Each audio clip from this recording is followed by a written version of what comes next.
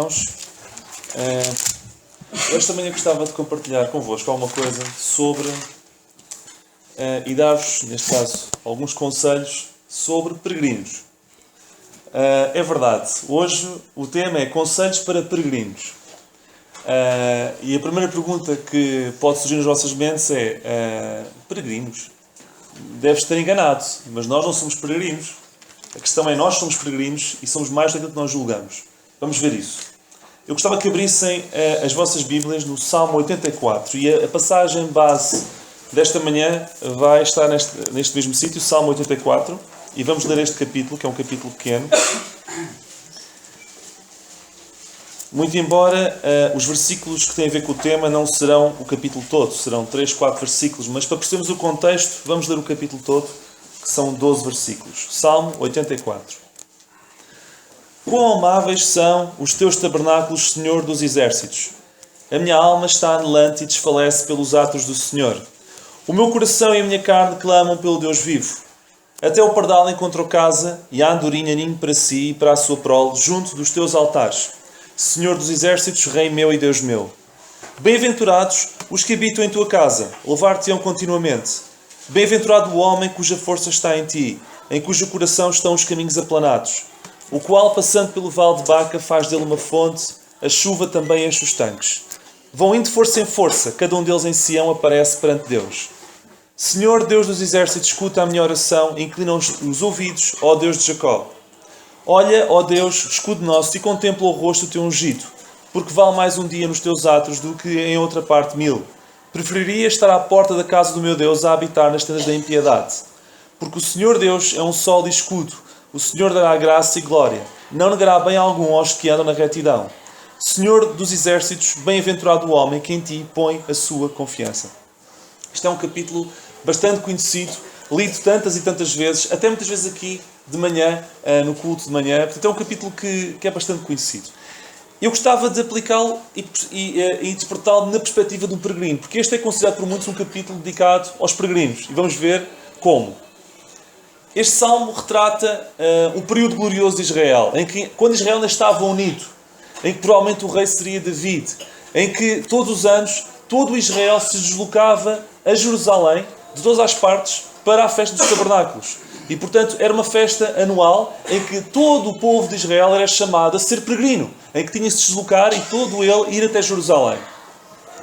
E este capítulo é como se fosse um peregrino a escrever a sua viagem, a escrever a sua interpretação dessa mesma viagem, dessa mesma peregrinagem. Este salmo retrata o desejo então do peregrino de chegar depressa a Jerusalém. Ele começa: quão amáveis são os teus tabernáculos! A minha alma está anelante, desfalece pelos atos do Senhor. O meu coração e a minha carne clamam pelo Deus vivo. Ele está de tal modo ansioso que até chega a ter ciúmes dos pardais que têm ninho no templo. E sorte são os pardais que conseguem ficar lá permanentemente. Eu estou tão desejoso de lá chegar que até tenho ciúmes e inveja dos pardais que vivem lá permanentemente. E ele mais tarde diz: porque vale mais um dia nos teus atos do que outra parte 1000. Nós vemos aqui o coração de alguém que está desejoso de chegar ao seu destino. E um peregrino, antes de mais, tem que ser alguém que tem vontade de chegar ao seu destino. Um peregrino que não tem vontade de chegar ao seu destino não tem forças para combater todo o desgaste de uma viagem que é subejamente difícil. E vamos ver isso também aqui neste capítulo. Então tem que haver esta paixão, este desejo para chegar ao destino. Tem que haver. Um peregrino, implicitamente, é alguém que tem que deixar tudo para trás. E durante aquele tempo, não pensa no que ficou para trás. Só pensa no que está para a frente. Não sei se já leram o livro do Peregrino. Esse livro é um livro fantástico que eu sugiro que leiam, para quem não leu. E uma das lutas foi: vou deixar tudo para trás? Sim, ele teve que deixar tudo para trás. E só quando deixou tudo para trás é que estava a ser peregrino. Peregrino implica deixar para trás e olhar para a frente. Dos versículos 5 a 8, que é o que vamos ver daqui a pouco, encontramos então os conselhos para os peregrinos. Nós lemos, e não é por acaso, que nós lemos que é possível ser-se feliz nesta viagem. Este capítulo começa com felicidade e acaba com felicidade. Começa com bem-aventurado e termina com bem-aventurado. Isto leva-me a concluir que Deus não nos colocou, apesar de Deus nos colocar num mundo cheio de pecado, Deus tem para nós uma viagem feliz. Desde que queiramos aceitar as condições que Ele tem para nós. E vamos ver, ok? Isto é um princípio importante. A questão que vocês podem colocar é, mas o que é que isto tem a ver para mim? Eu apenas vou citar uma passagem que está em 1 Epístola de Pedro 1,17, que diz: andai em temor durante o tempo da vossa peregrinação. Andai em temor durante o tempo da vossa peregrinação. Nós somos peregrinos e nós estamos em peregrinação e este capítulo é para nós. Assim sendo, vamos ver os 4 conselhos. Eu vou-vos dar 4, mas seguramente haveria muitos mais e se calhar outro crente diria outros diferentes. Eu vou-vos dar aqueles que eu vejo nesta passagem. São 4 conselhos importantes para quem está na peregrinação, todos nós. O primeiro, talvez dos mais importantes, é o que encontramos no versículo 5. Leiam, por favor, comigo. Bem-aventurado o homem cuja força está em ti. Bem-aventurado o homem cuja força está em ti. Primeiro conselho, busquem forças somente em Deus. Busquem forças somente em Deus. A vida cristã não é difícil. É impossível sem Deus. A vida cristã não é difícil. É impossível sem Deus. Se queremos viver sem Deus, não escolham a vida cristã. Dediquem-se a outra coisa qualquer. Mas se queremos escolher a vida cristã, busquemos Deus. Porque se não buscarmos, não se torna difícil. Torna-se impossível. Hebreus 12:2, eu cito, nós lemos que Jesus é o autor, mas o consumador da nossa fé. Ou seja, Ele é importante não só para a salvação, mas para a peregrinação, para a consumação. Se eu quero viver a minha vida de peregrinação sem buscar forças a Deus, para fazer a consumação da fé, eu estou a abdicar da força que me dá para terminar a viagem. Jesus é o autor e o consumador da fé. Peregrinação sem as forças de Deus, cuja força está em ti. Se esquecermos isso, estamos a esquecer o mais importante. Tantas vezes excluímos Deus da equação, não é? E fazemos as coisas à nossa maneira e depois o que é que acontece? Batemos da parede com o versículo, com Zacarias 4:6, que diz: não por força nem por violência, mas pelo meu Espírito. E muitas vezes só percebemos isto quando batemos com a cabeça na parede, quando fazemos a coisa ao nosso jeito e fazemos a viagem da peregrinação sem buscar forças a Deus. A pergunta que vale $1 milhão é: como é que eu posso ir buscar forças a Deus? É simples. Busquemo-lo todos os dias. Nosso devocional com Ele. Busquemo-lo todos os dias. Há um versículo, e eu vou explicar como. Há um versículo, e eu cito, que está em Isaías 40:31, que diz: os que esperam no Senhor renovarão as suas forças. Os que esperam no Senhor renovarão as suas forças. O que é que isso tem a ver com o sós com Deus? Simples. Meditação com Deus é pôr tudo para trás para estar à espera de Deus.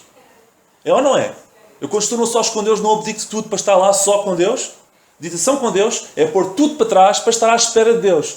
E ainda diz que os que esperam no Senhor renovam as suas forças. Tens a explicação? Como é que eu posso renovar as minhas forças? Quando eu ponho tudo para trás para estar só com Ele, e ao fazê-lo, eu estou a esperar por Ele. E ao esperar por Ele, Deus renova as minhas forças. E eu com as forças renovadas, lá está, tenho o que preciso para a peregrinação. Viver diariamente sem o buscar é viver sem esperar por Ele. E viver sem esperar por Ele é viver sem ter forças. Este é o primeiro conselho. Busquemos forças em Deus. Como é que podemos fazê-lo? Buscando. E ao fazê-lo, nós estamos a renovar as nossas forças. Segundo conselho. O que eu vejo aqui no princípio e no fim é paixão. É uma pessoa que está desejosa, é uma pessoa que está a fazer a viagem alegre, que está apaixonada pela viagem. Vivam a viagem com paixão. Vivam a viagem com paixão. O versículo 5 diz assim: bem-aventurado o homem cuja força está em ti, em cujo coração estão os caminhos aplanados. Há outra tradução que eu gosto muito que diz assim: cujo coração está focado na peregrinação. Cujo coração está focado na peregrinação. O homem que vai buscar as forças em ti e cujo coração está focado na viagem. Está focado na peregrinação, não é no que está ao lado. E naquele livro de peregrino havia muitas distrações. Havia aquilo que fazia eu não sei o quê, havia a feira também. Tenho aqui o relé, que já há muita coisa que me esqueci. Mas aquilo era distrações do princípio ao fim. E a Bíblia diz que aquele que está focado na peregrinação, aliás, estar focado na peregrinação é revelar paixão pela viagem e é essencial. É impossível sermos felizes a fazermos qualquer coisa, mas mesmo na vida profissional, se fizermos por obrigação. Vocês conseguem fazer uma coisa com alegria se fizerem por obrigação? Mas Deus impingiu-nos alguma vez a necessidade de sermos crentes. Nós não temos livre-arbítrio.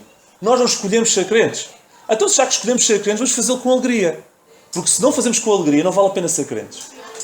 Desculpe falar assim simples, mas é mesmo assim.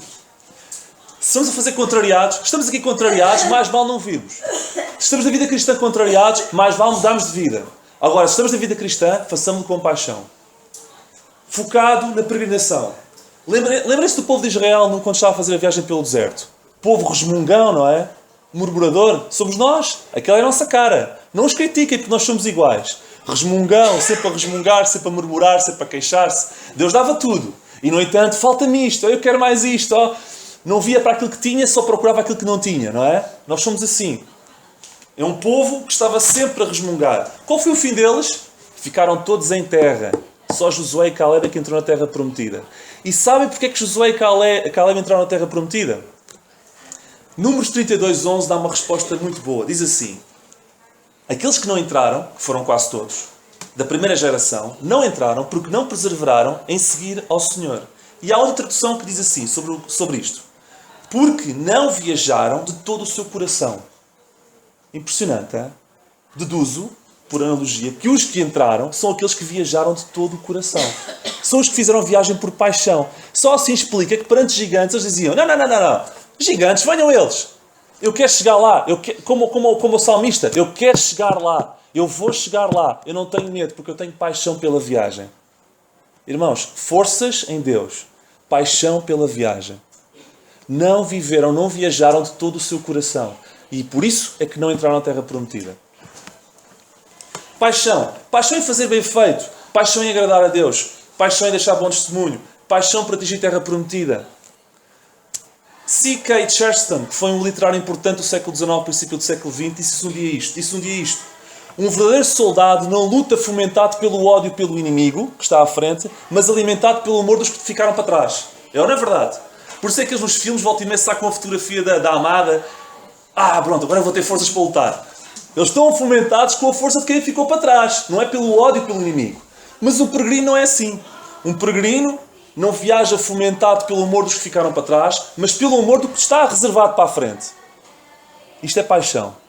E quando quando mantemos uma viagem e não temos paixão e vontade de chegar ao fim, irmãos, a viagem torna-se penosa. É difícil. Portanto, viajar sem paixão, fiquemos em terra. Terceira dica, terceiro conselho. Procurem oportunidades em cada prova. Estavas a falar tão bem, agora tinhas que falar de provas. Tinhas que falar de dificuldades, é verdade. Mas vocês imaginam uma vida sem dificuldades? As vidas de todos nós têm dificuldades. A Bíblia está pejada de dor e de dificuldades desde o Gênesis até o Apocalipse. Porquê? Porque as nossas vidas também têm dor e dificuldade. Tem que haver alguma forma de conjugar dor e dificuldade e a viagem. E Deus pensou nisso. Nós temos 3 hipóteses. Ou fingimos que os problemas não existem e metemos a cabeça debaixo da terra. Ou vamos para uma cova e choramos e nos lamentamos e não saímos de lá. Ou reconhecemos que os problemas existem e vemos-los como oportunidades. O versículo 6 fala disto. Diz assim: o qual, passando pelo vale de Baca, faz dele uma fonte. Vocês sabem o que é que significa vale de Baca? Significa lágrimas. Então eu vou parafrasear este versículo. O qual, passando pelas lágrimas, faz das lágrimas uma fonte. Como é que é possível? As lágrimas são tantas que depois são fonte para eu saciar a minha sede no futuro. Estão a ver como a Bíblia se explica ela própria? E isto é aproveitar as dificuldades da melhor forma. É difícil, é. Vão haver lágrimas, vão. Mas a Bíblia diz que eu posso aproveitar as lágrimas para mais tarde essas mesmas lágrimas serem uma fonte para mim quando eu precisar. E fonte, se calhar, para outros. Isto é aproveitar as oportunidades da vida e as dificuldades da vida a nosso favor. Não há azeite sem espremermos a azeitona. Não há vinho sem pressionarmos a uva. E não há perfume sem cortarmos a flor. Não há. A dificuldade está implícita. Conhecem toda a história de José. José aguentou-se e aguentou-se bem. Não porque soubesse que ia ser primeiro-ministro.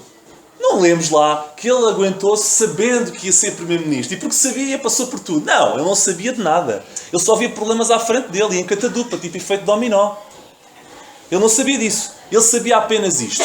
E eu cito um versículo que ele não tinha na altura, mas nós temos hoje, mas o princípio ele sabia.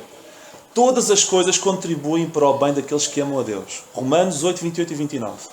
E sabem, não convém complicar. Quando as lágrimas vierem, pensemos só nisso. Todas as coisas contribuem para o bem daqueles que amam a Deus. E pensemos, ajude-me a perceber o que é que isto pode contribuir para bem. Porque eu não estou a ver. Ajuda-me a tirar partido disto, porque eu não estou a ver. E Deus vai nos ajudar. É isto que basta para nós. Foi isto que bastou para ele, é isto que basta para nós. Portanto, os 3 conselhos que eu já vos disse esta manhã. Primeiro, buscar as nossas forças em Deus. Segundo, colocar paixão na viagem. Terceiro, procurar oportunidades em cada prova. Finalmente, lembrem-se que Deus está no controle. Deus não tira férias. Deus não delega funções a ninguém. Ele faz o que tem a fazer. Ele está no controle. E se nós fizermos estas 3 coisas que estão anteriormente, buscar as forças em Deus, colocar paixão na viagem, procurar oportunidades em cada prova, Ele fará 2. E vemos aqui, Ele fará 2 coisas. Primeira, versículo 7. Vão indo de força em força. Ele vai-nos dar energia e vai-nos dar direção. Vão indo de força em força. Passando pelo vale de Baca, passando pelas lágrimas, mas de força em força. É Ele que dá. Isto faz lembrar uma passagem que está em 2 Epístola aos Coríntios 3,18 e que diz que somos transformados de glória em glória. Força em força, de glória em glória, pelo Espírito Santo. Lá está, é o Espírito Santo que nos dá essa força, é Deus que nos dá a força.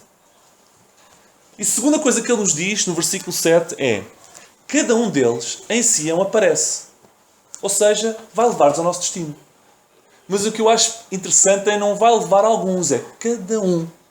Ou seja, irmãos, quando começamos esta viagem, é como a passagem que o Carlos disse há pouco. Nós temos garantido que vamos chegar lá. Agora, como vamos chegar lá e a viagem que fizemos depende de nós. Mas Deus já nos garantiu que vamos chegar lá. Deus já nos garantiu que somos aprovados nele. Deus já nos garantiu que vamos chegar lá por Ele. Agora, como vamos fazer a viagem? Como vai ser o processo? Depende de nós. Ou vai ser uma alegria, ou vai ser uma chatice. Ou vamos ser um Josué e um Caleb, ou vamos ser uns murmuradores que vamos olhar a terra prometida ao longe. Ou seja, as recompensas vamos olhá-las ao longe. Depende de nós. Depende de nós. Mas Ele promete-nos que nos vai levar a cada um deles em Sião. Para terminar, cito-vos um versículo. E faço-vos antes uma pergunta, que não quero que respondam, mas para pensar. Qual foi a maior vitória de Deus sobre Satanás alguma vez que tivesse acontecido? Foi aonde? Foi na cruz. E a cruz é um lugar de quê? É um lugar de alegria? É um lugar de lágrimas. Lembram-se de Jesus no Getsemane? Se for possível, passa de mim este cálice. Ele estava alegre? Ele estava a chorar. Vemos Deus a controlar as coisas ali.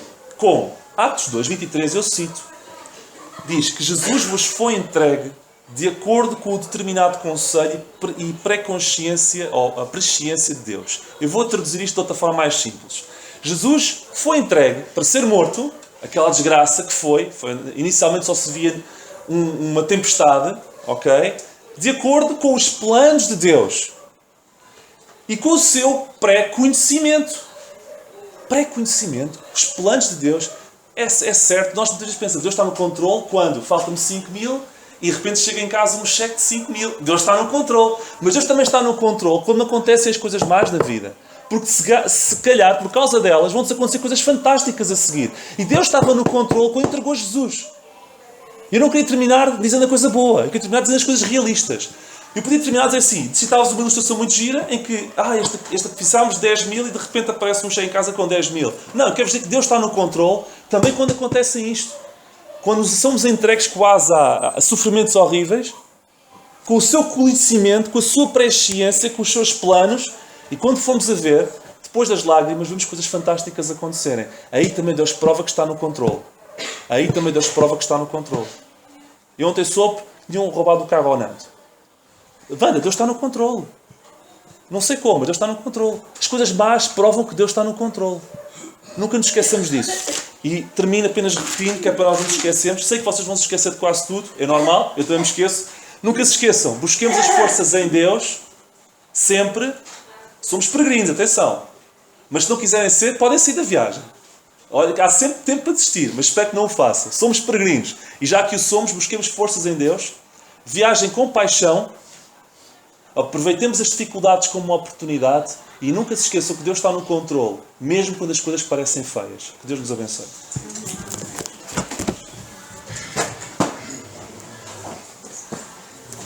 Graças a Deus, para quem esteve aqui na ceia do Senhor, certamente que reparará que eu não sabia o que é que eu devia falar, não é? Reparará no alinhamento do pensamento daquilo que nós, no fim da ceia do Senhor, falamos, relativamente exatamente às dificuldades, e citamos algumas para nós orarmos, não apenas do Nando, mas do irmão Joaquim Silva e outros casos, e citamos o caso de José, que nas minhas leituras ontem me impressionou, o facto de ele fazer o que estava certo, e ele fazia sempre o que estava certo, e só lhe aconteciam coisas erradas.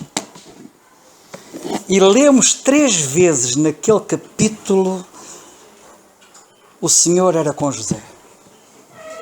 Quando nos acontecem coisas erradas, alguns cuja fé é mais débil perguntam: onde é que está o Senhor?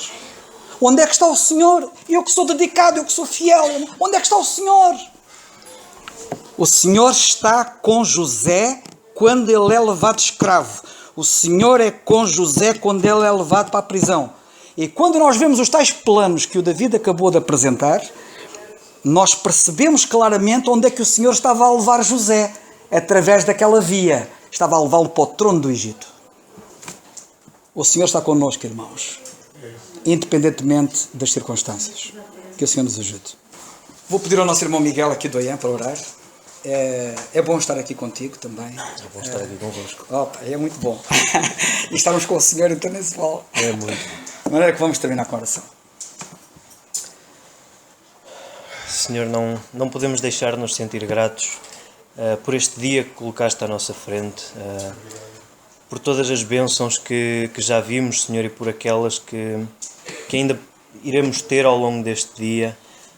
Como ouvimos aqui, Senhor, nem tudo, não é só aquilo que nos acontece de bom que é uma bênção, é verdade, mas aquilo que nos possa acontecer de mal também pode ser uma bênção, Senhor, se continuarmos focados em Ti, se levarmos as nossas dificuldades a Ti, algures à frente no caminho, Senhor, Tu nos vais mostrar que Tu estavas no controle, que fazia tudo parte do Teu plano para a nossa vida, do Teu plano para revelar em nós a Tua glória.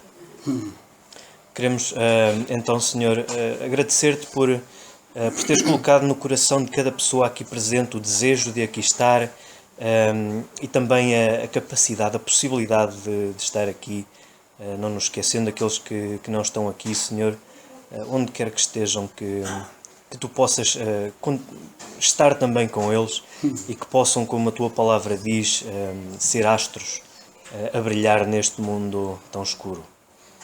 Agora, Senhor, queremos continuar a colocar-nos nas Tuas mãos, pedir-te que não nos deixes esquecer aquilo que ouvimos falar, não nos deixes esquecer que esta nossa morada é apenas uma morada temporária. Somos apenas peregrinos aqui nesta terra, a caminho da nossa morada final, da nossa morada eterna, que é contigo, que é a ver, Senhor, e principalmente a partilhar da Tua glória. E alguma alma, Senhor, que aqui esteja, que ainda não se tenha entregue a Ti, que ainda não tenha a certeza de que um dia poderá estar contigo, que um dia irá estar contigo, que o Teu Espírito possa falar-lhe. Que tenha liberdade, Senhor. Não são as nossas palavras que vão convencer ninguém, mas é a Tua palavra. Que a Tua palavra tenha liberdade e tenha poder sobre cada um de nós. É este o nosso desejo, Senhor, é este o nosso rogo, é esta a nossa esperança. E por tudo Te agradecemos, fortes e convencidos no nome do Senhor Jesus Cristo. Amém. Graças a Deus. Só queria dizer mais uma coisa, que no fim da ceia do Senhor hoje passou-se aqui um episódio que eu não posso deixar de referir, porque alguns de vocês não estavam cá, e que foi quando eu chamei aqui aqueles irmãos aqui à frente e pedi ao Vítor para vir aqui orar por eles. E depois disse, e vocês orem também pelo Vítor, porque o Vítor tem uma série de problemas. Vocês sabem que ele não tem rins. Além do mais, agora, e depois ele levantou-se todo muito torcido para chegar aqui à frente. E eu disse, continuas com o problema, e então tem uma hérnia discal, como se nada bastasse. E eu disse, pois tens esses problemas, hérnia discal, a coluna, não sei o quê, e tens o problema da hemodiálise. Sabem qual foi a resposta do Vítor quando eu disse, tu tens o problema da hemodiálise? Ele disse, não, a hemodiálise não é o problema, a hemodiálise é a solução. É maravilhoso. E que bela ilustração tão oportuna que nós todos tivemos a oportunidade de testemunhar, que é, a hemodiálise é mesmo um problema, só não sabe que é um problema quem não está lá nela. Vocês não sabem que está 4 horas seguidas, 3 vezes por semana, numa cama deitado, sujeito àquela brincadeira, com os efeitos que aquilo faz, com o alargamento das veias, com toda a limitação e condicionamento que aquilo produz na vida de uma pessoa, a tantos níveis, mas é maravilhoso. Ele disse muito bem, a hemodiálise, que é um problema, é a solução. Olhem para os vossos problemas como soluções, transformem Baca, o Vale de Lágrimas, numa fonte de água refrigerante. Que Deus nos abençoe.